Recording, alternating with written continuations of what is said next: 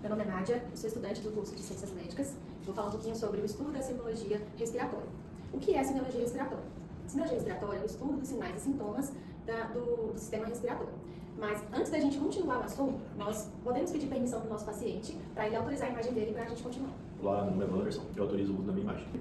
Nós temos a topografia do tórax. Então, aqui em relação ao nosso paciente, nós podemos observar as linhas e as regiões do tórax. O que seriam as linhas e as regiões do tórax? São linhas imaginárias que vão nos auxiliar no processo de inspeção, palpação, percussão e ausculta. Aqui é a linha médio-external, que separa o hemitórax em esquerdo e direito.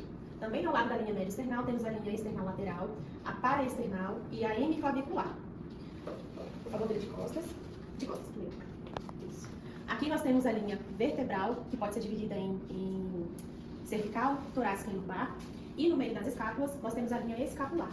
Vira de lado, por favor. Aqui nós temos a linha axilar anterior, axilar média e axilar posterior. Por favor, vira de frente mais uma vez. Nós vamos falar um pouco também sobre as regiões do tórax. Na região do tórax, nós temos aqui nessa parte central a região external. Nós temos também a região supraclavicular, a região infraclavicular, a região supramamária, região mamária e região inframamária. Lembrando que entre a região supraclavicular e infraclavicular, nós também temos a região clavicular. Também temos a região da mama, que são divididas em quadrantes superiores e inferiores. Então, nós vamos imaginar que tem uma linha aqui ao meio, separando a parte lateral e medial. Nesse caso, será o quadrante superior medial, quadrante inferior medial, quadrante inferior lateral e quadrante superior lateral. Por favor, pode se colocar na frente aqui. Aqui nós temos a nossa região axilar, pode virar de costas. Aqui nós temos a região interescapular, a região supraescapular, a região escapular e a região infraescapular. Então, dando continuidade ao nosso exame físico, nós vamos falar um pouco também sobre a inspeção estática. O que seria uma inspeção estática? É tudo que eu consigo enxergar no meu paciente estando parado.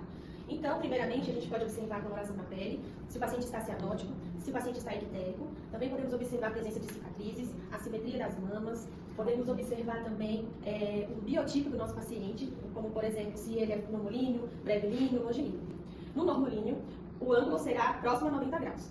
No brevilíneo, o ângulo será maior que 90 graus. E no longilíneo, o ângulo será menor que 90 graus. Lembrando que para a gente mensurar esse ângulo, nós precisamos analisar o processo tifoide e o reborde costal direito e esquerdo. Também podemos observar na inspeção estática em relação aos tipos de tórax. Nós temos 6 tipos de tórax congênitos e 3 patológicos. O primeiro congênito se trata de um tórax chato. O que seria um tórax chato? Ele é uma diminuição do diâmetro anteroposterior da caixa torácica. Temos o tórax cifótico, que seria o encurvamento da região cervical. Temos o tórax escoliótico, onde vai ter o desvio da coluna lateral. Também temos a junção dos dois tipos de tórax, que é o cifo e escoliótico. Também temos o pectus carinato, onde o osso externo ele vai estar protruso, e o pectus escavato, onde essa região external, ou seja, o osso external, vai estar em retração. Temos 3 tipos de tórax patológicos, que é em sino, em barril e os instáveis.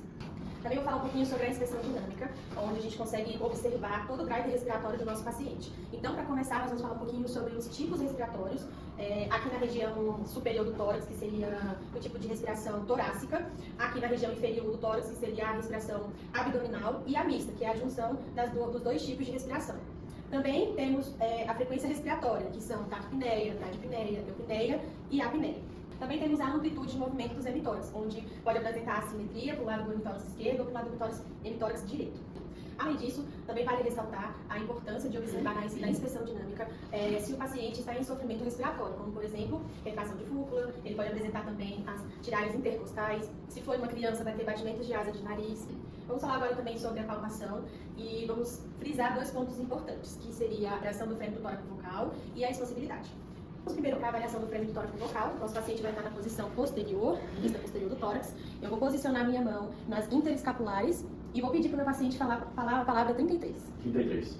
No nosso paciente, o som está bem claro, né? É um som claro pulmonar, mas também na avaliação do frênio do tórax vocal ele pode estar aumentado ou diminuído. Se aumentado, ele vai indicar alguma patologia que tenha consolidação, como por exemplo, a pneumonia de consolidação ou a tuberculose que está evoluindo para uma consolidação.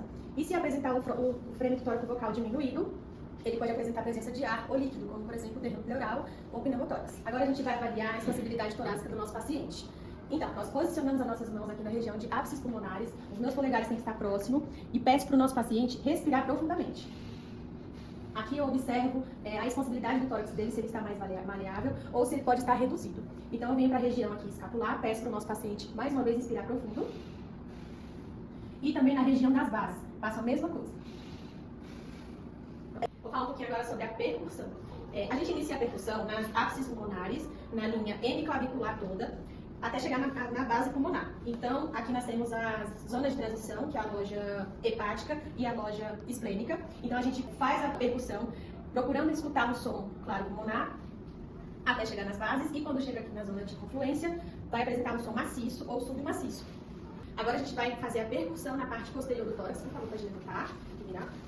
Começando também pelas ápices pulmonares, respeitando todo o bordeamento medial das escápulas, até chegar nas bases pulmonares. Então, a gente procura encontrar aqueles sons que eu acabei de falar, que é o som claro pulmonar e na região esplênica, o som maciço ou submaciço. Vamos falar também um pouco sobre a ausculta pulmonar. A gente sempre inicia a ausculta pela região posterior do tórax, então, por favor, pode levantar, virar. Começamos sempre pela região das ápices pulmonares. Então, nós vamos colocar a técnica em Z ou em S. O importante é a gente sempre comparar o lado direito e o lado esquerdo e respeitando as bordas mediais da escápula, até chegar na região da base. Vamos auscultar agora a parte anterior do nosso paciente, né, a região anterior. Nós posicionamos o nosso estetoscópio nas ápices pulmonares, então, bem aqui na região da confluência da clavícula com a cabeça do úmero, nós fazemos a comparação das auscultas, o lado direito e o lado esquerdo.